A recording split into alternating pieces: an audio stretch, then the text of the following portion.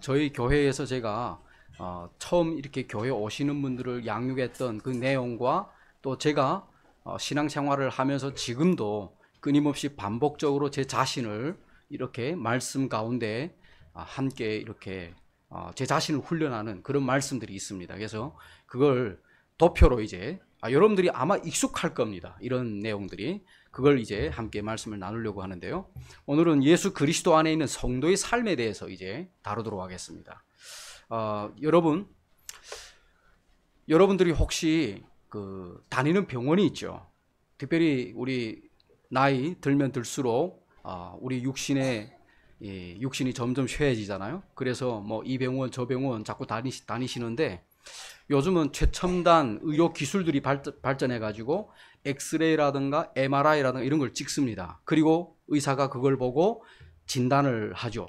진찰을 하고 진단을 합니다. 그리고 거기에 대한 처방을 내리죠. 여러분, 요한복음 3장 16절 이 말씀은 하나님의 진단과 처방이에요. 여러분이 요한복음 우리 3장 16절 다 잘 아시는 말씀입니다. 우리 함께 보겠습니다. 이는 하나님께서 세상을 이처럼 사랑하사. 자, 여기에 하나님이 등장하시죠. 하나님이 누구를 사랑한다고 이야기합니까? 세상을 이처럼 사랑한다. 이처럼이라는 이 말에는 예수 그리스도의 대속의 죽음, 하나밖에 없는 아들을 아낌없이 보내신 하나님의 그 크신 사랑을 담고 있는 거예요. 이처럼 사랑이라는 건 너무 놀랍습니다. 근데 그 사랑의 주체가 누구냐? 하나님이라는 겁니다. 그래서 성경은 어떤 분이시냐라고 질문하면 하나님은 사랑이시다라고 표현을 하죠. 자, 독생자를 주셨으니 이것은 누구든지 그를 믿는 자는 멸망하지 않고라고 나오죠.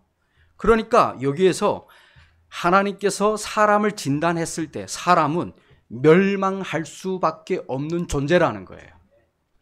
그리고 하나님께서 처방을 두시는데 그게 뭡니까? 독생자를 주시는 거죠.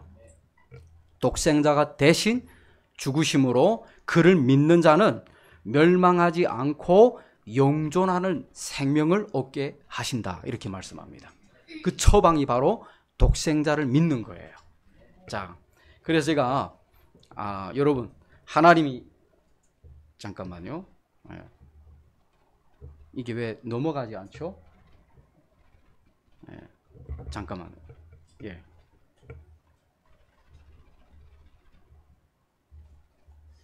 잠깐만요.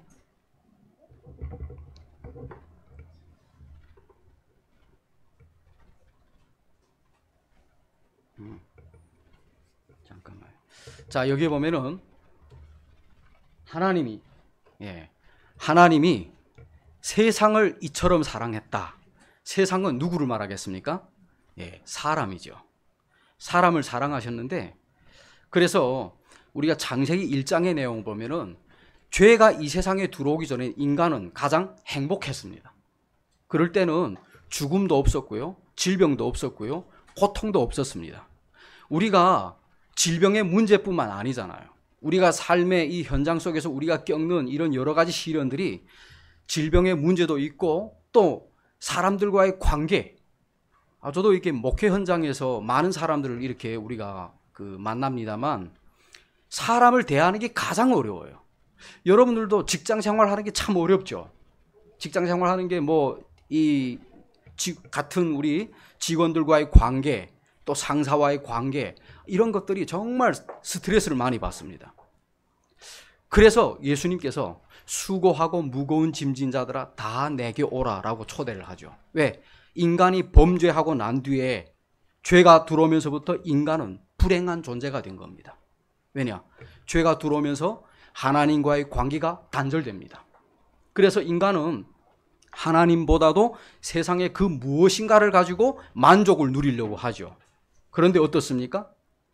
예전보다 우리 좀 연세가 조금 있으신 분들은 알 겁니다. 예전에는 정말 입에 풀칠하기도 어려운 그런 환경에서 사셨잖아요. 근데 많이 풍요로워졌습니다. 여러분이 마음만 먹으면 사고 싶은 걸, 조금만 허리띠를 조르면 사고 싶은 걸 삽니다. 그런데 여러분이 산 다음에 행복합니까? 세상에 있는 모든 것들은 유통기한이 있습니다. 예를 들면 저도 노트북이 너무, 이 애플 노트북이 너무 욕심나더라고요. 그래서 그 시골 교회에서 제가 목회하면서 하나님 저에게 필요하니까 말씀을 가르칠 때 필요하니까 채워주세요. 이렇게 기도를 하는데 애플 노트북이 생겼단 말이에요. 얼마나 기뻤는지 몰라요. 그런데 그게 얼마 안 가더라고요. 왜냐하면 더 새로운 노트북이 더 기능이 좋은 게 나오니까 이게 조금만 참았다가 돈 모아가지고 요거 샀던 거 이런 마음이 들더라고요. 그래서 인간은 이렇게 간사하구나. 그걸 많이 느끼죠. 죄가 들어오면서부터요. 인간은 불행한 존재가 되는데 하나님과의 관계가 깨지고 그리고 사람과의 관계가 깨집니다. 여러분이 아담과 이브의 사건을 잘 아실 겁니다.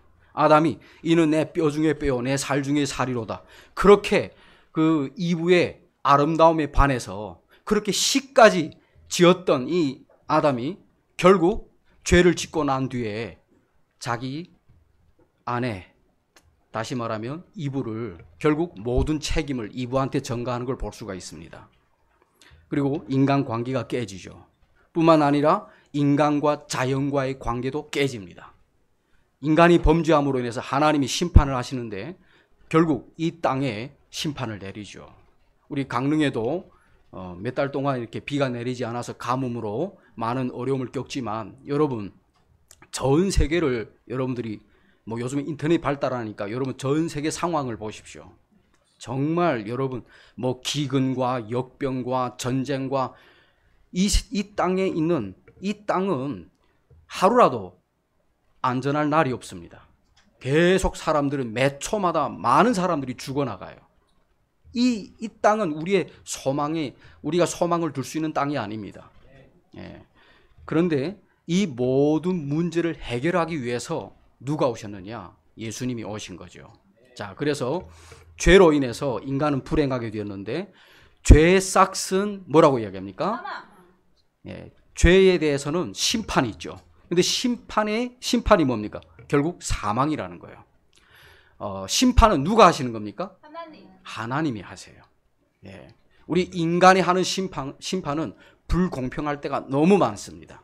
특별히 우리가 정의에 대해서 막 외치고 그러잖아요. 저도 대한민국에 와서 느끼면서 이 정치판이 참 답답합니다. 중국은 독재 국가잖아요. 공산주의가 장악하기 때문에 언론의 자유가 없습니다. 여러분들 언론을 보면은 모든 뉴스가 항상 공산당을 옹호하는 뉴스예요. 근데 지금 제가 근심되는 게 대한민국도 그렇게 되지 않을까 지금 너무 근심이 돼요. 여러분 공산주의라든가 사회주의의 영향을 여러분이 받지 않아서 잘 모르지만 저희 같은 경우는 사회주의, 공산주의 체제에서 저희들이 살다 왔잖아요. 그리고 사역을 하면서 왔잖아요. 정말 여러분 대한민국의 자유를 누릴 수 있고 언론의 자유, 신앙의 자유, 이동의 자유 모든 게 자유 있다는 게 얼마나 복인지 몰라요. 근데 그걸 여러분들이 소중하게 지금 많은 사람들이 여기지 않습니다. 저희가 교회를 개척했을 때도요. 제가 삼작교회에서 제가 사역을 했지만 섬겼지만 목회자로 제가 또 따로 대학생들을 상대해서 또 젊은 세대를 상대해서 우리가 개척교회를 했습니다. 우리말하면 지하교회죠. 쉽지가 않아요. 왜냐하면 예배를 드릴 때 찬양을 우리가 조금만 목소리 높으면 경찰들이 와요. 왜냐하면 주변 사람들이 신고하고 이러면. 그러면 목회자가 잡혀갑니다. 경고를 받아요. 목회를 못하게 협박을 합니다. 벌금까지 때립니다. 사역이 쉽지가 않아요. 근데 지금 한국도 이제 그런 사회주의 체제로 넘어가게 되면 이 나라는 정말 여러분 그때 가서 후회하면 그때 가서 목소리를 내도 여러분 힘이 없습니다. 여러분 중국 공산당 보면 알 수 있잖아요. 그냥 무력으로 다 진압해 버리잖아요. 그렇기 때문에 이 대한민국을 위해서 여러분들이 기도를 하셔야 돼요. 이렇게 말하면 또 뭐 정치 선동을 하는가 우파인가 이렇게 이야기하는데 제가 뭐 우파 좌파 그걸 논하는 게 아니에요. 저는 공산주의 사회주의 체제를 저는 피부로 경험했기 때문에 여러분들이 지금 누리고 있는 이 자유 여러분들이 복음 안에서 여러분들이 누리셔야 돼요. 예. 우리가 10년 전에 제가 한국에 신학을 할 때 저희가 오산에서 저희가 교회에서 섬겼거든요. 그때는 학교 문 앞에 가서 전도를 했어요. 떡볶이를 만들어서 아이들이 나오면 떡볶이도 주고. 근데 요즘에는 학교 근처가 전도를 못하게 하더라고요. 그리고 뭐 지하철이라든가 이런 공공장소에서 다 지금 공무원들이 나와서 막는 거예요. 대한민국이 왜 이렇게 되었습니까? 여러분 정말 지금 이제는 예수님이 오실 때 됐구나. 우리가 그렇게 생각하죠. 자,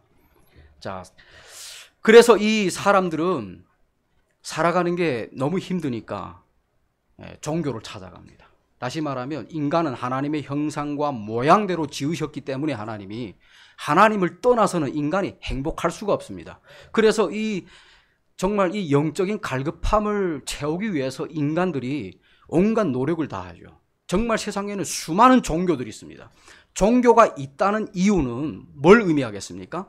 참 신이 있다는 걸 의미합니다. 하나님이 존재한다는 걸 말해요. 존재하기 때문에 가짜들이 많은 거예요. 여러분이 진짜 돈이 가치가 있으면 거기에는 가짜들이 많이 나옵니다. 여러분 혹시 북한 돈을 가짜 보셨습니까? 가짜 못 봤죠. 북한 돈은 그만큼 가치가 없기 때문에 가짜를 만들지 않아요. 달러는 가짜가 많아요. 그 달러를 어디에서 많이 만듭니까? 북한에서 만들어요. 중국의 이민폐도 북한에서 대부분 만들어서 가져옵니다. 왜? 북한 돈보다 가치 있기 때문에. 그런 의미에서 여러분 참된 진리, 우리가 종교라는 표현을 우리가 싫어합니다. 그렇지만은 믿지 않은 사람들은 기독교도 종교라고 이야기하기 때문에 우리가 그런 의미에서 종교라는 용어도 우리가 가끔 사용하는데, 참된 종교가 있기 때문에 거짓 종교들이 있는 겁니다. 그래서 사람들은 그 종교를 통해서 하나님께로 가려고 합니다. 그게 뭡니까? 세상에 있는 수많은 종교들이에요. 신들이 얼마나 많은지 몰라요. 근데 보십시오. 종교를 통해서 인간의 근본적인 문제를 해결합니까? 자, 세상의 모든 종교는, 우리 기독교 이외의 모든 종교는 인간이 스스로 하나님을 만나려고 합니다. 찾아갑니다. 그래서 저도 저희 할머니가 원래는 좀 이렇게 무속인이었거든요. 무속인이라기보다도 점을 치고 그런 집안이에요. 그러다 보니까 사람들이 조금만 이 사람이 뭔가를 좀 신령한 게 있다, 그러면 홍보를 하지 않아도 찾아와요. 공산당들도 찾아옵니다. 이 공산당원들은 원래 종교는 미신이고 아편이고 그러면 안 되거든요. 근데 본인들이 문제 없습니까? 앞으로 승진의 문제, 또 여러 가지 그 공산당들도 내부는 엄청 시끄럽거든요. 여러분이 보면은 다 평화가 있어 보이는 것 같지만 서로 물고 뜯고 정말 심합니다. 이런 경쟁이. 근데 이 사람들도 문제가 있으니까 종교를 찾는단 말이에요. 근데 교회는 잘 찾아 안 옵니다. 왜냐하면 교회는 공적인 장소잖아요. 예배 드리고 이런 사람들과의 관계에서 이런 게 자기 위치가 들통날까봐 대부분 문제 있으면은 점쟁이를 찾아가요. 점쟁이를 찾아가서 문제를 해결하려고 하죠. 그런데 종교를 통해서 인간이 가지고 있는 근본적인 문제는 해결할 수 없다는 거 우리가 알 수 있습니다. 근데 요즘에 기독교가 참 안타까운 게 여러분들이 한국에 대표적으로 보수적인 교단이다 이러면 장로교를 그래도 보수적인 교단으로 보잖아요. 저도 장로교 교단에서 제가 신학을 하고 그렇게 이제 해왔는데 보니까 그래도 한때는 정말 그 대표적인 교회라 하는 그 사랑의 교회, 옥하는 목사님이 있었을 때 제자 훈련에 되게 이 한국 교회에 영향을 많이 미쳤잖아요. 저도 그때 영향을 좀 많이 받았습니다만, 근데 지금은 어떻습니까? 지금은 WEA라든가 이런 종교 다원주의처럼 이렇게 나아갑니다. 우리 동방정교회라든가 가톨릭이라든가 이런 교회들하고 서로 지금 연합을 해서 나가는 거예요. 그리고 미국에 있는 정말 건강하지 못한 그런 사역자들, 릭 웨런이라든가 이런 사람들이 거기에 와서 강사로 설교하기도 하고, 그리고 저 남아프리카에 있는 좀 이런 신비주의, 이런 은사주의 운동을 하는 이런 사람들을 데려다가 교회에다가 강사로 세우고, 지금 말도 아닙니다. 왜 그렇습니까? 서로 종교는 하나다, 이런 사상으로 나가는 거죠. 그런데 기독교는 다릅니다. 왜냐? 하나님이 인간의 몸을 입고 우리에게 찾아오셨죠. 그래서 우리가 예수님을 통해서야만 간다는 이 진리를 우리가 알 수 있죠. 자, 그리고 많이 강조하는 게 선행이에요. 특별히 제가 장로교 교단에서 이렇게 오래 있었다 보니까 새벽 기도 열심히 했죠. 중국 같은 데는 새벽 사역자들은 3시면 일어나야 돼요. 왜냐하면 새벽 4시에 설교를 해야 되니까. 그러니까 저도 몇 년 동안은 정말 그렇게 훈련을 받았어요. 예, 근데 인간의 행위를 되게 강조를 하죠. 예, 선행을. 그게 뭐냐면 율법주의입니다. 예, 인간은 어떤 선행을 통해서 하나님께로 갈 수 없습니다. 근데 세상의 모든 종교는 그렇게 가르치죠. 그리고 인간의 도덕. 그래서 도덕적으로 윤리적으로 올바르게 살아야 하나님께로 갈 수 있다. 이런 식으로 많이 이야기를 합니다. 자, 그런데 성경에는 뭘 가르칩니까? 예수님께서 내가 곧 길이요 진리요 생명이니 나로 말미암지 않고는 아버지께로 올 자가 없다. 이렇게 이야기합니다. 예수님 외에는 구원의 길이 없다는 거예요. 근데 종교 다원주의는 뭡니까? 산 정상을 올라가는데 여러 갈래 길이 있다는 거예요. 그래서 불교를 믿어도 좋고 천주교를 믿어도 좋고 이슬람교를 믿어도 좋고 왜냐하면 종교는 다 하나니까 이런 식으로 가르친단 말이에요. 그러나 성경은 절대 그렇게 말씀하고 있지 않습니다. 그 사람들이 아마 기독교를 너무 배타적이다 이렇게 비난해도 우리는 진리로 우리가 나가야 되겠죠. 자, 그러면 예수님께서 이 땅에 오셔서 무엇을 하셨습니까? 예수님은 오셔서 가르치시고 그리고 복음을 전파하시고 그리고 치유하시고 이 세 가지 삼중사역을 우리가 볼 수 있는데 우리가 예수님을 구주로 받아들이는 것은 첫째는 들어야 돼요. 그래서 듣고 믿을 때 어떻게 합니까? 여러분이 제가 이 칼라를 입히는 거는 듣고 믿을 때 의롭게 되는 거예요. 믿는 사람을 의로운 사람이다. 예수 그리스도의 의가 전가된 사람이죠. 자, 그러면 믿는 사람에게 하나님이 선물을 주시는데 그걸 우리가 은혜라고 이야기합니다. 값없이 주시는 거. 하나님이 내가 어떤 대가를 지불하지 않았는데 그럼에도 불구하고 그래서 로마서 5장에 보면은 우리가 하나님과 원수였을 때 우리가 아직 죄인이었을 때 우리가 아직 연약했을 때 힘이 없었을 때 경건치 않았을 때 예수 그리스도께서 우리를 위해서 십자가의 화목 제물이 되어주셨다 이렇게 이야기합니다. 그러니까 우리의 공로나 우리의 행위로서 우리가 구원을 받는 게 아니라는 거예요. 그래서 구원은 또 선물이다 이렇게 말씀하죠. 자, 그러면 구원이라는 게 뭡니까? 결국 예수님을 믿음으로 우리는 영존하는 생명을 얻게 되는 거죠. 영생을 얻게 된단 말이에요. 근데 우리가 아마 피부로 못 느낄 겁니다. 많은 사람들이. 왜냐하면 영생이라는 걸 우리가 영원히 산다는 걸 우리가 경험한 적이 있어야 그걸 알겠죠. 그런데 여러분 예수님께서 부활의 첫 열매로 보여주셨죠. 예수님이 지금 무덤에 계십니까? 아니잖아요. 예수님이 지금 어디에 계십니까? 예, 하나님 왕좌의 오른편에 우편에 계시죠. 지금도 우리를 위해서 중보하고 계십니다. 이 말은 예수님은 살아 계십니다. 그걸 우리가 믿어야 됩니다. 그래서 2000년 전에 예수님이 돌아가셨지만 지금도 살아 역사하시는 우리 주님. 근데 그분이 부활의 첫 열매가 되셨다는 거예요. 그분이 우리에게 영존하는 생명을 얻도록 하셨다는 겁니다. 자, 그러면서 심판을 받지 않는다라고 이야기하죠. 심판을 받지 않고 사망에서 생명으로 옮겼다. 이게 뭐냐면 복음이에요. 자, 그러면 우리가 원래는 예수님을 믿기 전에는 우리가 어떤 인생을 사셨습니까? 인생의 주인이 누구였습니까? 내 자신이었죠. 그러니까 내가 생각하고 내가 계획한 대로 내 마음대로 살았던 거죠. 근데 이 성경은 이걸 뭐라고 얘기하냐면은 마귀의 지배를 받고 살아가는 인간의 상태라고 이야기합니다. 에베소서 2장 11절에서 그렇게 말씀하죠. 우리가 예수님을 믿기 전에는 우상이 이끄는 대로 우리가 살았던 거예요. 그게 마귀의 지배를 받은 거예요. 그런데 복음을 통해서 어떻게 됩니까? 예수 그리스도를 나의 주님으로 받아들인 거죠. 그러면 예수님이 어떤 분이신가? 그게 우리에게 있어서는 가장 중요한 질문이잖아요. 그래서 설교 메시지의 가장 핵심이 뭐냐? 예수 그리스도입니다. 그래서 그리스도 중심의 설교라는 그런 설교 책자도 설교를 가르치는 그런 책들도 있습니다. 왜냐하면 요즘 세대에 너무 그리스도 중심의 설교를 하지 않기 때문에 그래요. 대부분 어떻게 하면은 우리가 긍정적인 사고방식으로 이 땅에서 하나님이 주시는 복과 번영을 누리며 살아가는가, 번영 신학이 너무 이게 물들어가지고 이제는 예수 그리스도에 대한 이 진리를 선포하기보다도 어떻게 하면 이 땅에서 우리가 더 행복하게 복되게 사는가, 거기에 많은 초점을 둡니다. 그러니까 여러분들이 우리가 성경을 읽으면서 예수님이 어떤 분이신가, 그걸 우리가 항상 마음에 품고 살아야 되죠.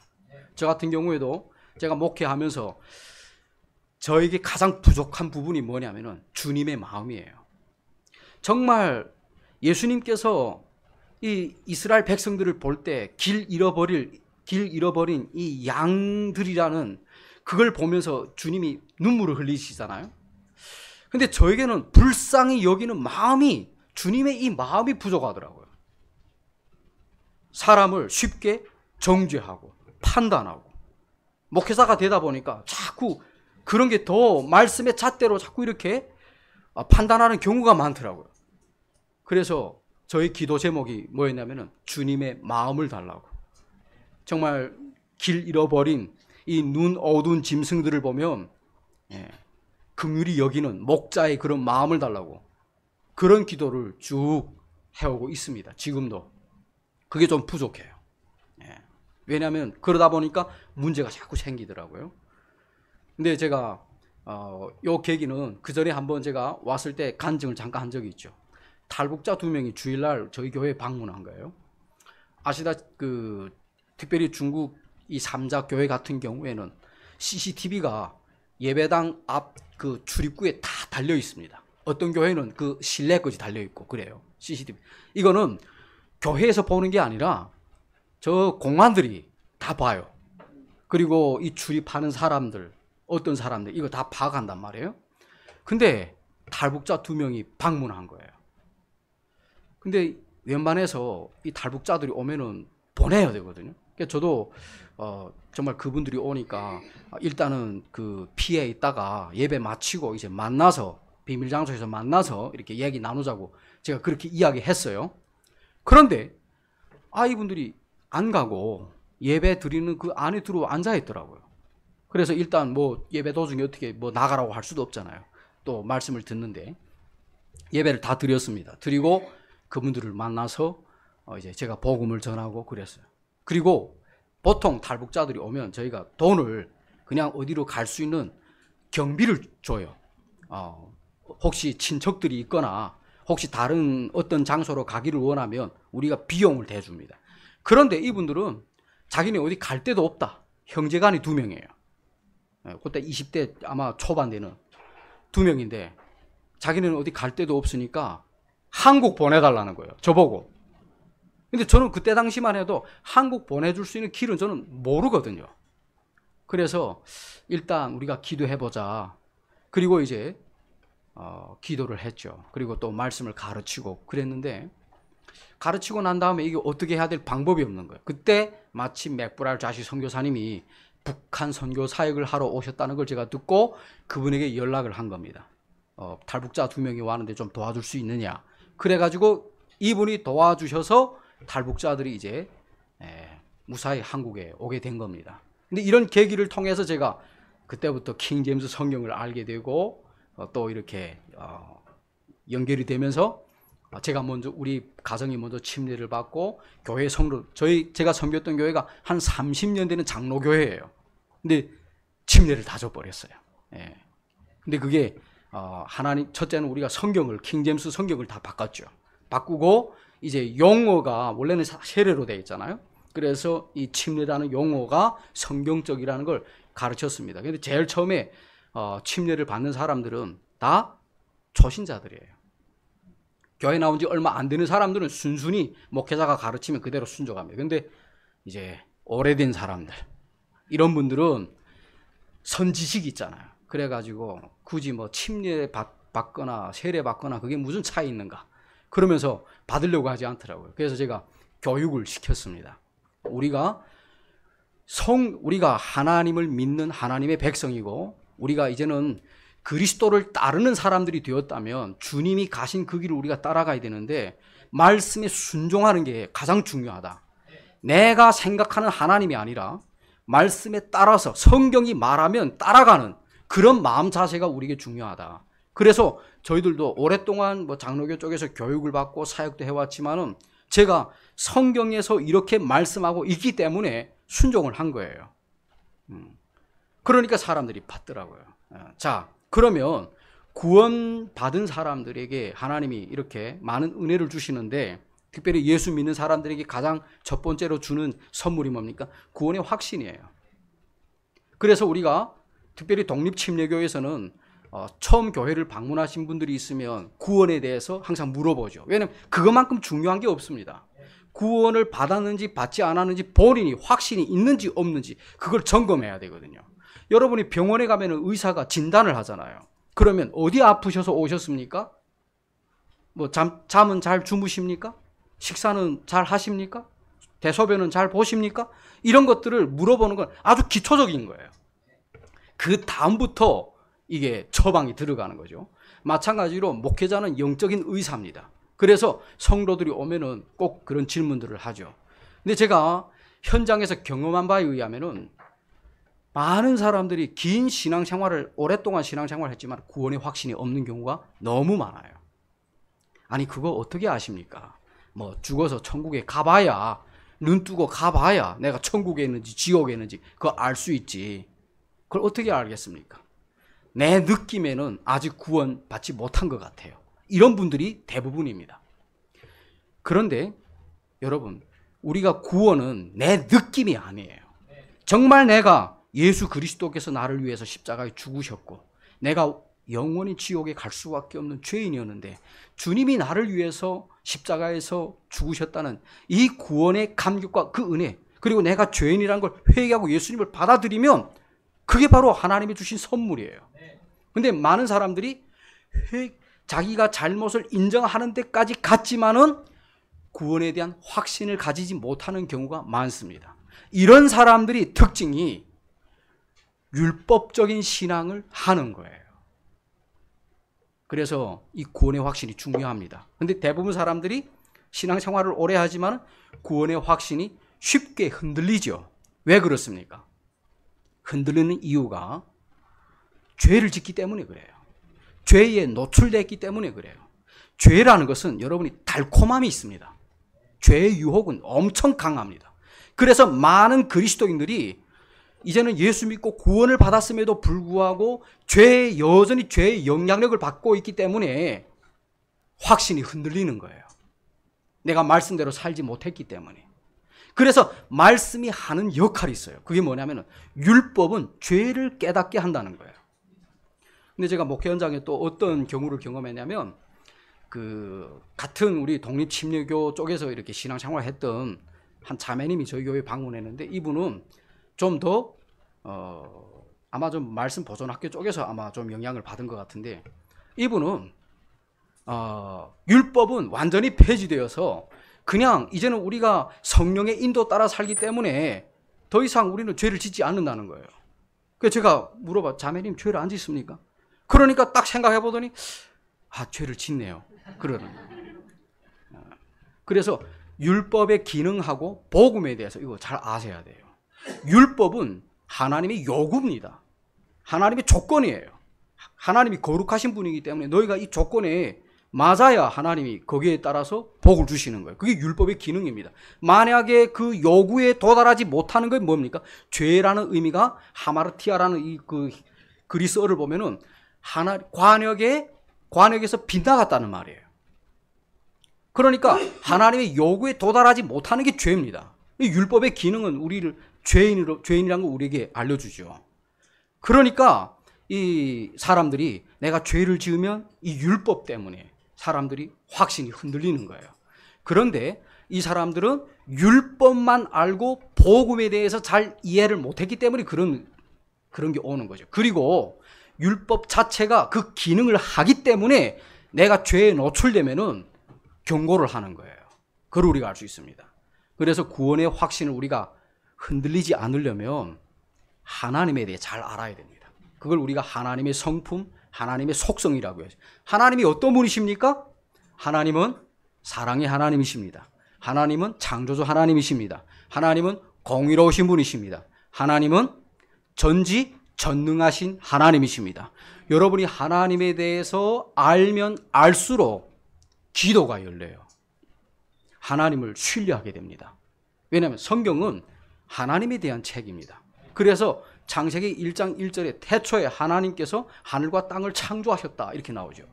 하나님이 존재 언제부터 했는지 그런 것들을 증명하지 않습니다. 그냥 하나님이 이 우주 만물의 창조주라는 걸 선포를 하죠.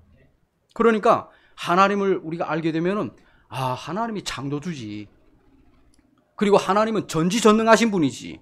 그러면 전지하신 하나님 하면은 하나님은 지금 여러분들이 무슨 생각을 하고 있는지, 그리고 여러분들이 어떤 상황에 처해 있는지, 어떤 시련을 겪고 있는지 하나님은 다 아신다는 거예요. 우리 머리털까지 세신 바 되신 그런 하나님이라는 겁니다. 그러면 여러분 기도가 쉬워지죠. 하나님 아시잖아요. 제가 말을 못해도, 일일이 제가 열거하지 않아도 제가 지금 겪고 있는 이런 여러 가지 스트레스, 힘든 상황 주님이 아시죠. 그러면 아시는 하나님께서 무능해가지고 문제를 해결하지 못한다. 그러면 힘들잖아요. 근데 하나님은 전능하신 분이에요. 하나님은 능치 못할 일이 없으신 창조주 하나님이십니다. 그래서 성경은 그걸 우리에게 가르친단 말이에요. 광야에서도 길을 내게 하시고. 예. 자, 그런데 하나님은 우리가 무엇을 통해 알 수 있습니까? 성경을 통해. 그걸 우리가 특별 계시라고 이야기하죠. 그래서 여러분 자연을 통해서도 우리가 하나님의 놀라움을 우리가 알 수 있습니다. 특별히 미국 같은 데는 많은 사람들이 하나님을 믿는데요. 특별히 과학자들이. 그런데 이 사람들이 믿는 하나님하고 성경에서 말하는 하나님이 아니에요. 왜냐? 여러분 하나님 믿으면 구원받습니까? 아니면 예수님을 믿어야 구원받습니까? 많은 사람들이 오해를 하는 게 하나님 믿으면 구원받는데요. 근데 성경은 분명히 예수님을 믿어야 구원을 받는다고 이야기합니다. 하나님은, 여러분이 그 사람들이 말하는 하나님은 성경에서 나오는 하나님일 수도 있습니다. 그런데 믿지 않는 사람들이 말하는 신적인 존재일 수도 있어요. 그래서 성경은 하나님이 어떤 분이신지를 우리에게 분명히 계시해 줍니다. 그래서 여러분들이 성경을 읽으셔야 돼요. 여러분 역사 이래로 정말 하나님 앞에 크게 쓰임받은 사람들의 특징이 있습니다. 뭔지 아십니까? 성경을 많이 읽고 깊이 묵상하고 따라가는 사람들이에요. 그냥 여러분 교회만 왔다 갔다 한다고 해서 그 사람이 정말 하나님이 쓰임받는 하나님의 사람이 되는 게 아니에요. 정말 여러분들이 마음으로 믿었으면 이 말씀이 내 발의 등이요 내 길의 빛입니다라는 이런 마음을 가지고 늘 말씀을 따라서 가야 됩니다. 예수님이라면 어떻게 할까? 그러면 말씀 속에서 우리가 그걸 발견할 수 있죠. 그래서 성경을 여러분이 보셔야 돼요. 근데 요즘처럼 너무 많은 번역본들이 나오죠. 정말 말씀의 홍수 시대에 먹을 물이 없다는 것처럼, 물이 홍수라면 마실 물이 없다는 것처럼 성경에 번역본이 많습니다. 저도 그전에는 제가 설교를 준비할 때 개혁 한글이 기본 우리가 사용했던 성경이었잖아요. 그러면 저 같은 경우는 중국어 성경도 보니까 중국어 보고 히브리어 보고 헬라어 보고 영어는 모르니까 패스하고 성경을 대조를 해봐요. 그리고 쉬운 말 성경, 현대말 성경, 우리말 성경 다 대조를 해봐요. 설교 한 편을 준비하는 게 마치 이게 논문을 쓰는 것처럼 이거 보고 저거 보고 결국 짜집기를 하는 거죠. 여기서 보니까 이 말씀은 이렇게 사용해요. 그러니까 텍스트는 개역 한글 성경이지만 설교 내용은 여기저기서 이렇게 성경 구조들을 제 입맛에 맞게 이렇게 요리를 하는 거예요. 근데 혼돈이 오는 거예요. 무슨 혼란이 오는가 합니까? 아니 개역 한글 성경에는 이렇게 말하는, 왜냐하면 저희는 신학을 배우기 전에 개역 한글 성경이 정확무한 하나님의 말씀으로 받아들였거든요. 1.1핵도 오류가 없다라고 그렇게 우리가 받아들였거든요. 근데 한국에서 신학을 배우니까 신학교 교수들이 뭐라고 해요? 지금 가지고 있는 성경이 큰 문제가 있습니다. 그렇게 이야기하는 거예요. 혼란이 오는 거예요. 자, 성경 이야기는 여기까지 하고 성경은 많은 기도 내용이 있습니다.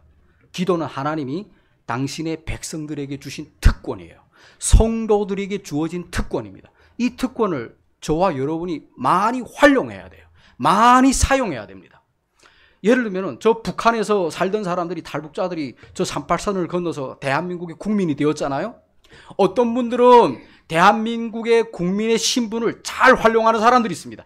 혜택을 잘 누려요. 그런데 어떤 사람들은 여전히 저 북한에서 배웠던 그 마인드, 그 사상을 가지고 있으니까 대한민국에 적응을 못하는 거예요. 그러니까 사람이 두렵고, 그러니까 뭐 자살하기도 하고 이런 사람들이 있는 거예요. 여러분들이 그리스도인이라고 해서 다 이 혜택을 누리는 게 아닙니다. 정말 하나님께 주신 이 특권을, 우리가 말씀과 기도라는 이 특권을 누리셔야 돼요. 그게 뭐냐면은 끊임없는 우리가 하나님과의 교제, 사람과의 교제, 우리 예배 공동체가 참 중요한 겁니다. 이 교제라는 요 내용에. 왜냐면은 하나님만 믿어서 우리가 뭐 삶이 행복해지는 게 아니잖아요. 왜냐면은 하나님은 보이지 않으니까. 누구를 통해서 우리가 행복을 많이 경험합니까? 사람을 통해서. 뭐 스트레스 주는 사람 있으면 괴롭죠. 그런데 정말 내 마음을 시원하게 해주는 그런 사람들 있잖아요. 저는 그런 사람들을 많이 만났어요. 주님 안에서. 세상에서는 서로 이용하고, 그리고 서로 질투하고, 친구지간이라도 그래요. 그런데 그리스도 안에서는 제가 역경을 만났을 때 정말 생각지도 못하는 방법으로 저의 마음을 시원케 해주는 그런 동역자들이 많았습니다. 그래서 여러분이 그리스도 안에서 만나는 이 공동체를 소중하게 여기셔야 돼요. 초대교회는 그렇게 건물도 없었고 돈도 없었고, 그렇지만 그들에게는 뭐가 있었습니까? 그리스도 안에서의 참된 교제가 있었습니다. 그러니까 거기에서부터 은혜 받고 그리고 충만해지고 하니까 나가서 전하는 거예요. 여러분, 교회를 왔는데, 강릉 믿음 침례교회로 왔는데 교회 가니까 너무 힘들어 보여. 기쁨이 없어. 그러면 나가면 교회에 대해서 자랑하겠습니까? 자랑 안 해요. 그러면 교회 나왔는데 찬양 부를 때 오늘 너무 은혜가 됐어. 말씀 들을 때 나에게 너무 은혜가 되었어. 이런 걸 경험하면은 사람들이 나가서 자랑하기 시작하는 거죠. 그걸 또 다른 말로 우리가 전도라고 이야기합니다. 전도라는 게 다른 게 아니라 와봐라. 내가 만난 주님을 와서 만나봐라. 전도이죠. 근데 이 전도는 그냥 되는 게 아니라 성령 충만을 받아야 돼요. 성령이 충만해질 때 제자들도 어떻습니까? 많은 기적과 표적을 경험했지만, 예수님의 이름으로 많은 능력을 행했지만 제자들이 결국 예수님이 처형당할 때 그들은 도망가죠. 그런데 다시 부활하신 예수님을 만나고 그들이 마가의 다락방에 함께 모여서 기도할 때 성령이 그들에게 임하니까 다음 데에 나가서 복음을 선포합니다.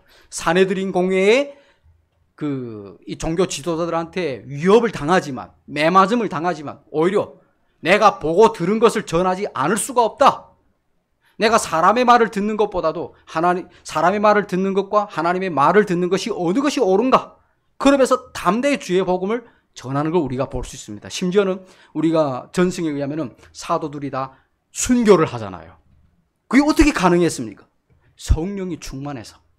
그래서 우리는 무엇보다도 우리 기도 제목이 성령 충만이에요. 성령이 충만할 때 우리가 주님이 주시는 이 사명을 감당할 수 있는 힘이 있는 거예요. 그렇다면 성령이 충만한다고 시련이 없습니까? 여러분, 믿음이 좋은 사람, 성경에 말하면 우리 아브라함이나 스데반이나 구약이나 신약이나 다 성령이 충만하고 믿음이 인정될 때는 시련이 항상 옵니다.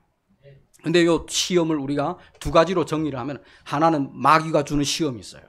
마귀가 주는 시험은 우리를 넘어지게 하려고 합니다. 그래서 마귀는 유혹자라고 이야기하죠. 대적자라고 이야기하죠. 고소자라고 이야기합니다. 왜? 우리 안에 예수님을 믿고 우리가 새로운 피조물이 되었습니다. 새 생명 가운데 우리가 삽니다. 그런데 내 안에는 여전히 옛 사람의 본성이 있단 말이에요. 타락한 인간의 본성이 있단 말이에요. 마귀는 우리가 욕심대로 내 안에 있는 육신의 욕심이 발동할 때 거기에다가 기름을 붓는 거예요. 그래서 죄를 짓게 만드는 거예요. 여러분, 저는 목사님들이, 가끔 유명한 목사님들이 죄를 짓고 넘어지는 경향들이 많잖아요. 저는 그 사람들이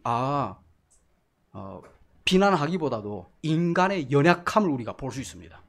제가 그 위치에 있지 않기 때문에 저에게는 그런 유혹이 없을 수 있습니다. 만약에 수만 명 되는 성도들이 저를 완전히 목사님 하면서 여러분이 막 높여보십시오.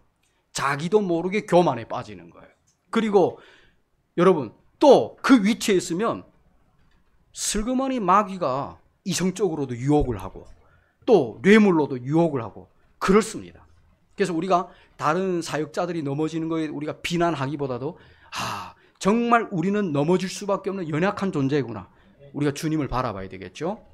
그래서 시험은 죄로 오는 시험이 있고 그 다음 하나님이 우리를 더 연단하는 그런 시험이 있습니다. 우리를 더 영적으로 성숙하게 하기 위해서. 그걸 우리가 알 수 있죠. 그럴 때 우리가 정말 순종의 태도를 보여야 됩니다. 주님이 말씀하기 때문에 순종하는 거예요. 베드로가 예수님을 처음 만났을 때 그 예수님께서 베드로에게 가서 고기 그물을 바다 깊은 곳에 가서 던지라고 이야기하잖아요. 베드로의 신분이 뭡니까? 어부예요. 고기 잡는 사람이에요. 예수님은 목수의 아들입니다. 여러분이 경험적으로 볼 때 누가 더 경험이 많습니까? 베드로가 경험이 많잖아요. 전문가한테 초보가 와서 이야기한다? 많은 사람들이 웃을 겁니다. 그런데 베드로는 주님께서 하신 그 말씀에 순종해서 그물을 내렸더니 대박 나죠. 근데 베드로의 반응을 보십시오. 우리는 예를 들어서 대박이 나면 할렐루야 막 그러겠죠. 그런데 베드로는 주여 나를 떠나소서 나는 죄인입니다. 그렇게 이야기해요. 그게 뭐냐면은 하나님을 만난 주님을 만난 사람들의 반응이에요. 여러분 교회를 다닌다고 해서 이 사람이 내가 믿습니다라고 해서 이 사람이 구원받는 게 아니에요. 구원에 관한 아주 명확한 진리가 있습니다. 그게 뭡니까? 회개하고 복음을 받아들이는 거예요. 회심이 있어야 돼요. 회개가 있어야 됩니다. 내가 죄인이라는 이 통회하는 마음이 있어야 돼요. 그런데 이 내용을 어디에서 잘 가르쳐 주냐면 철로 욕정에서 잘 가르쳐 줍니다. 찰스 스펄전 목사님이 평생 동안 가장 많이 읽었던 책이 바로 철로 욕정입니다. 100독을 넘어 하셨어요. 그만큼 그 책 속에는 많은 진리가 담겨져 있는데 성도들의 이 구원의 여정을 걸어가는 이 삶에 대해 다루는데 저도 그걸 공부하면서 정말 많은 은혜를 이제 받았습니다. 그렇지. 마치 오늘날 교회 안에 보면은 나그네 그 크리스찬처럼 멸망의 도시에서 자기가 죄인이라는 걸 깨닫고 그 멸망의 도시를 떠나잖아요. 전도자의 그 방향 지시를 통해서 순례길을 떠난단 말이에요. 그런데 멸망의 도시에 있던 사람이 두 사람이 따라옵니다. 하나는 고집쟁이, 하나는 변덕쟁이에요. 근데 이 교회 안에 이런 사람들이 있습니다. 교회를 다니면서도 꼭 찬물을 끼얹는 사람이 있어요. 마음이 강팍해가지고 범사에 찬물을 끼얹습니다. 그리고 자기 주장을 세워요. 그런데 또 어떤 사람이냐면 변덕쟁이가 있어요. 변덕쟁이는 천국에 대해 들어보니까 너무 좋은 길이에요. 그런 곳이 있으면 나도 가고 싶어요. 따라갑니다.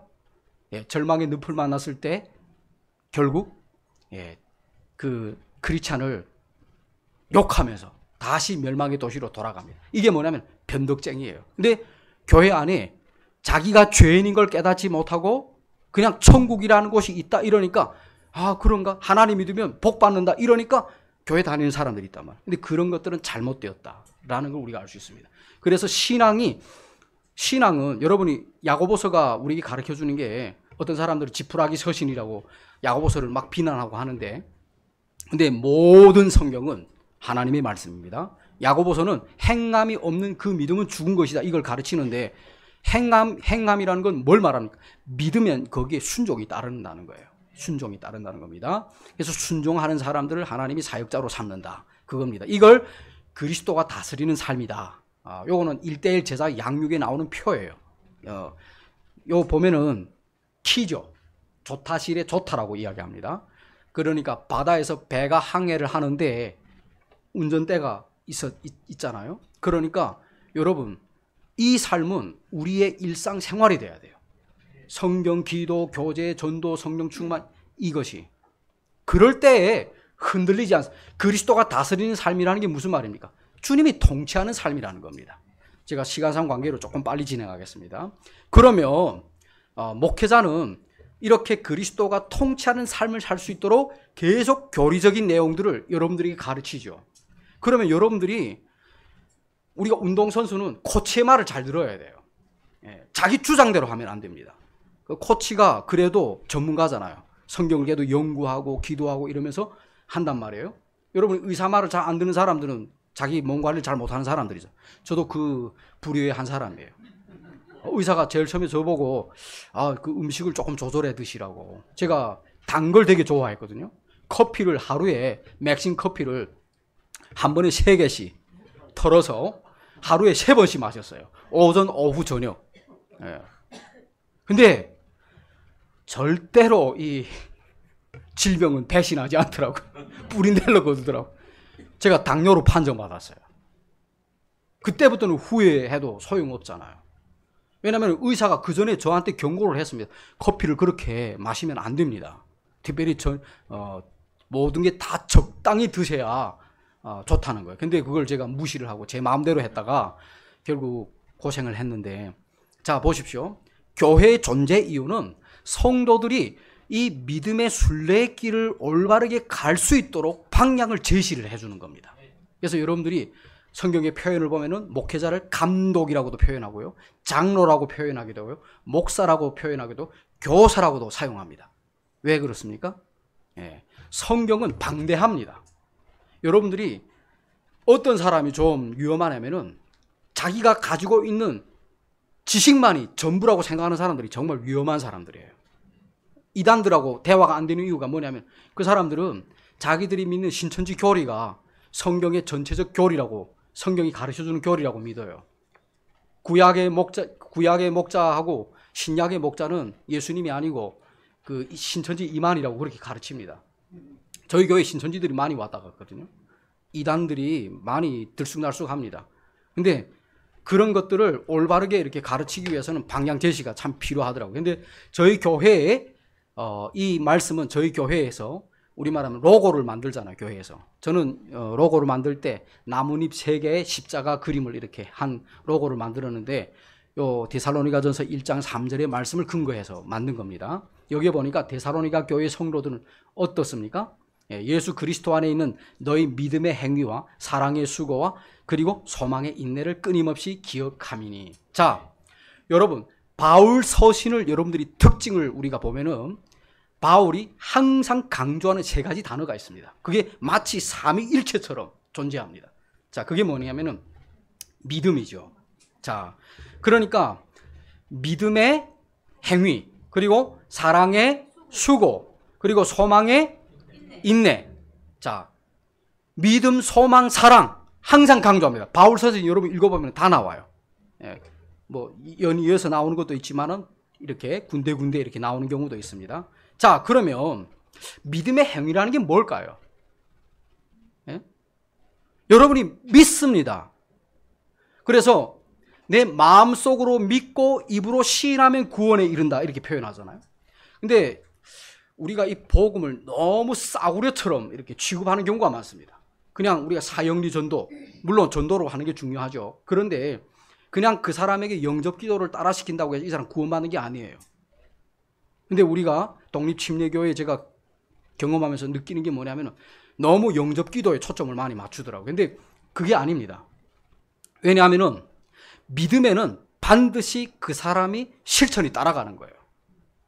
근데 너무 이게 균형을 잃은 믿음에만 강조를 하다 보니까 그 믿음이 실천이 없는 믿음이 돼버렸어요. 그냥 머릿속에 지식만 남은 거예요. 그래서 여러분, 믿음은 뭡니까? 우리가 뭘 믿어야 되는 거죠? 교리예요. 교리는 뭡니까? 주님이 가르친 내용이죠. 이 교리 속에는 우리가 믿어야 될 대상자가 있고요, 믿음의 대상이 있고요, 그리고 무엇을 우리가 믿어야 되는지, 무엇을 해야 되는지, 이 3가지로 우리가 나눌 수 있습니다. 자, 그게 뭐냐면 그리스도 안에서의 새로운 삶이에요. 다시 말하면 그리스도의 새로운 피조물이 되었다. 이 말은 신분의 변화가 일어난 거죠. 새 생명 가운데 우리가 살아가는 거죠. 거기에서 우리가 새로운 삶이 나타나는 거예요. 그 사람 구원받았는지 구원받지 못했는지 믿습니다. 저는 그걸 믿지 않아요. 많은 사람들이 믿습니다 하고 얼마 다니지 않다가 교회를 떠나는 사람들이 있고, 아니면 이단에 빠지는 사람들이 있죠. 그래서 그런 사람들의 믿음은 거짓된 믿음이에요. 거짓된 믿음이에요. 열매를 보고 그 나무를 알 수 있듯이 이거는 행위 구원을 강조하는 게 아닙니다. 구원이 우선이에요. 성령으로 거듭났기 때문에 그 사람에게 새로운 삶의 변화가 있는 겁니다. 그렇죠? 어린애가 태어나면 살아있다는 걸 뭘로 증명합니까? 울잖아요. 예? 그리고 그 다음에는 부모들이 다 희열을 느끼잖아요. 마찬가지로 태어났다고 해서 죽은 시체로 태어나면 그거는 태어나도 그냥 죽은 거죠. 그러니까 여러분들이 이 거듭남의 교리라든가 이런 거 우리가 잘 아셔야 되는데, 자, 그래서 믿음의 교리가 아주 중요합니다. 그래서 우리가 교회에서 가르쳐야 될 게 믿음의 교리예요. 자, 그 다음 성경에는 사랑에 대해서 우리에게 가르쳐 주죠. 여러분, 사랑하면 사랑을 어떻게 해야 되죠? 그냥 무조건 다 포용을 해야 되나요? 만약에 우리가 동각 선생처럼 얼어 죽어가는 뱀을 너무 불쌍하니까 몸에다가 품어서 녹여줬더니 그 뱀이 물어서 동각 선생이 죽었잖아요. 그러면 그게 사랑인가요? 사랑이라는 걸 너무 많은 사람들이 오해를 합니다. 왜냐하면 사랑은 분명하게 성경에서 보여주거든요. 그게 뭡니까? 10계명이에요. 하나님을 어떻게 사랑해? 요 10계명을 예수님께서는 2계명으로 요약해 주죠. 너는 마음을 다하고 뜻을 다하고 내 혼을 다해서 하나님을 사랑하라. 근데 그 사랑은 어떻게 실천하는 겁니까? 10계명이 하나님 외에 다른 신을 섬기지 않고 어떤 형상이나 우상을 만들어 거기에 절하거나 경배를 하지 않는 것이고, 그리고 하나님의 이름을 헛되이 취하지 말고, 그리고 안식일을 거룩하게 지키고. 이 말은 우리 또 독립침례교회에서 안식일을 하면은 우리가 율법적으로 지키지 않는다 이런 이야기를 한단 말이에요. 근데 물론 우리가 구약에는 율법의 안식일을 지키는 게 아닙니다.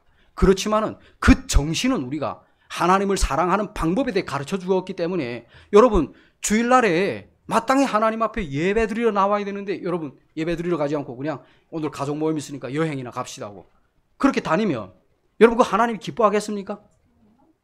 아니잖아요. 하나님이 원하는 그 삶의 틀에서 벗어나는 거잖아요. 그러니까 하나님을 사랑하면 항상 우선순위가 하나님으로 가는 거예요. 그게 사랑이에요. 그래서 하나님은 선하신 분이시다. 우리가 그렇게 표현, 선하다 그러면 좋다라는 표현이란 말이에요. 그러면 뭐가 선한 겁니까? 하나님이. 여러분 하나님의 선하심에 대해서 여러분이 인정한다면 뭐가 선한 거죠? 하나님은 옳다라는 말이에요. 하나님은 절대로 틀리지 않는 분이라는 거예요. 그걸 인정하면은 우리의 삶이 세상을 향한 방향이 아니라 하나님을 향한 방향이 돼야 돼요. 하나님을 따라가는 방향이 돼요. 그게 뭐냐면은 성도들이 행해야 될 착할 행실입니다. 하나님의 뜻을 따라가는 거. 근데 우리는 윤리 도덕적인 기준으로만 자꾸 이야기를 한단 말이에요. 그게 아니라는 겁니다. 그래서 여러분 10계명을 공부를 하셔야 돼요. 저도 얼마 전에 10계명 공부를 교회 주일날 오후마다 시켰는데 문제는 참석률이죠. 사람들이 말씀에 대해서 이게 소중함에 대해서 잘 느끼지 못하더라고요. 자, 그게 뭐냐면은 말씀에 따라서 주님을 사랑하는 게 바로 제자의 삶이에요. 제자의 삶. 자, 그리고 하나님이 우리에게 주신 특권, 기도죠. 자, 소망이 있는 사람들이 기도를 합니다. 절망하면 기도를 안 해요. 망하게 됐구나. 아무런 빛이 보이지 않는구나. 내 인생은 여기까지인가 보다. 그러면 그 사람은 자살합니다. 그런데 소망이 보이면, 그렇지, 주님이 나와 함께 하시지. 비록 내가 길이 보이지 않지만 하나님께서 나와 함께 하니까 하나님이 나를 인도해 주실 거야. 이런 마음, 환경의 문제가 아닙니다. 물론 우리가 환경의 지배를 많이 받죠. 환경이, 여러분 예수님 믿는 것 때문에 감옥에 들어가서 고생을 하는 그런 분들이 있잖아요. 심지어는 자기 자녀까지, 어린 자녀까지도 죽음에다 내어놓아야 될 그런 성도들이 있었습니다. 우리 교회사를 배우면. 저는 그거 보면서 요즘에 제가 교회사를 계속 준비해가지고 이제 베트남으로 가는데 거기 가서 이제 교회사 내용을 이렇게 강의해라고 소리 부탁받아가지고 지금 준비하고 있는데, 기독교 순교사 이걸 보면서 또 기독교 교회사 이런 내용들을 보면서 제가 너무 오늘날 여러분이 성도들은, 오늘날 교회 다니는 분들은 거의 배교 수준으로 신앙생활합니다. 초대교회 사람들은 비록 그 사람들이 오늘날 우리가 가지고 있는 지식보다 덜 가지고 있을 수도 있습니다. 왜냐? 성경이 그렇게 그 사람들에게 보편적으로 그 사람들이 소장할 수 있는 게 아니거든요. 그럼에도 불구하고 말씀 한마디 한마디에 그 진리를 붙잡고 그들은 목숨을 걸었습니다. 내가 예수 그리스도를 부인할 바에 차라리 내가 죽음을 선택하는 거예요. 놀랍지 않습니까? 정말 우리가 그런 죽음의 정신을, 내가 주님이 원하는 거라면 여러분 목숨을 걸고 따르려고 하는 그 마음이 있으면 그 어떤 환경이 주어져도 흔들리지 않는다는 거예요. 자, 소망이 있으면 기도를 합니다. 그래서 그리스도 밖에 있는 사람들은 소망이 없는 사람들이에요. 하나님이 없기 때문에. 그런데 그리스도 안에 있는 사람들은 소망이 있습니다. 자, 소망이 있기 때문에 인내를 하는 거예요. 여러분 데살로니가 교회가 그 전후서가 기록될 때 상황을 보면은 초대 교회가 엄청난 박해들이 있었습니다. 그런 가운데 데살로니가 전서가 기록되는데 사도 바울이 하는 말이 데살로니가 교회에 있는 성도들은 믿음의 행위가 있었고요, 사랑의 수고가 있었고요, 소망의 인내가 있는 교회였다라고 이야기하는 거죠. 감사를 하죠. 이게 뭐냐면 소망이 있으면 인내를 하고, 이걸 우리가 군사의 삶이라고 우리가 표현할 수 있습니다. 정말 군대 정신을 가져야 되겠죠. 예? 어떤 시련이 있어도 목표를 향해서. 여러분이 이 이미지를 보면 무슨 그림 같아요? 예? 예, 고속도로입니다. 요 옆에 있는 뭐 겨울 이런 건 다 휴게소예요. 강원도에 오면서 제가 휴게소를 들렸습니다. 그러니까 중요한 건 믿음, 사랑, 소망이에요. 근데 여기에 정말 우리가 이렇게 그리스도인이 순례의 길을 걸어가는 데 있어서 이런 쉼이 필요하다는 거예요. 여러분이 그냥 예배만 드리고 그냥 이렇게 하지 말고 성도 안에서 여러분들이 말씀에 대한 공부도 하셔야 되고요. 이런 것들이 필요합니다. 그래야 선교하는 선교사가 되는 거예요. 그리고 사역자가 되는 겁니다. 목사와 선교사 타이틀만 가져서 선교사나 사역자가 아닙니다. 사도 바울에게 있어서는 브루스길라와 아굴라와 같은 동역자가 있었고요. 베베라든가 이런 귀한 자매들이 있었잖아요. 여러분, 교회 공동체는 동역자입니다. 이 교회는 목사님과 사모님 교회 세워나가는 게 아니에요. 여러분들이 같이 협력해서 세워나가는 거예요. 예? 여러분이 종종 제가 그 전에 보니까 지하철에 그런 광고를 냈을 때 보면은 자기 가족처럼 일하실 분을 찾습니다. 그러더라고요. 그 회사에서. 여러분, 교회도 그런 마인드를 가져야 돼요. 가족처럼 우리가 믿음 생활을 같이 해야 돼요. 그게 초대교회 정신입니다. 저와 여러분이 저는 나름대로 시흥에서 소망침례 동포교회를 세워나가고, 이 강릉에서는 우리 한혜신 목사님과 사모님 그리고 선교사님 그리고 여러분들이 이 교회를 정말 흔들림 없이 굳게 세워나가는 그런 은혜가 있기를 바랍니다.